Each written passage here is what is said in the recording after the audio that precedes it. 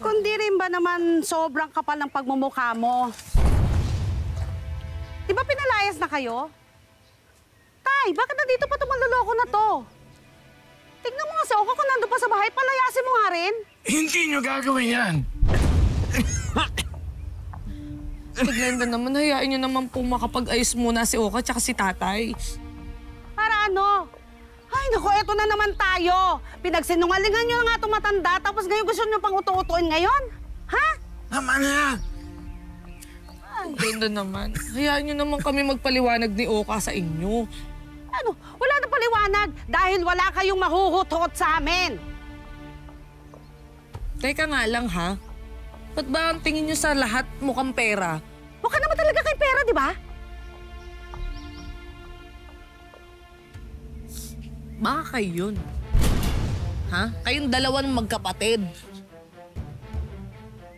Bakit? Totoo naman ah. Walang ibang lumalabas dyan sa mga bunganga nyo kundi pera. Mukha kayong pera.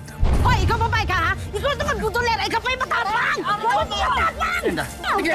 Tama na! Lalo lang sumasama tingin sa atin ni tatay. Eh, paano nilalason niya ng utak ni tatay? Tama na! Alam niyo kung sino nalalason ng isip ko? Kayo yun! Ikaw, Melchor! Glenda!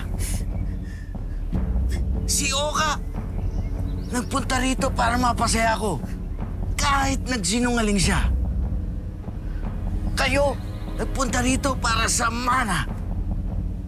Pwes, akong masusunod sa kung ano man ang magiging desisyon ko sa pamamanahan.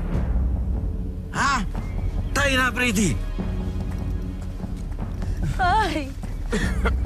Tay naman! Tay, anak mo rin naman kami! Tay! Tama natin, Glenda. Tay! Glenda, tama na.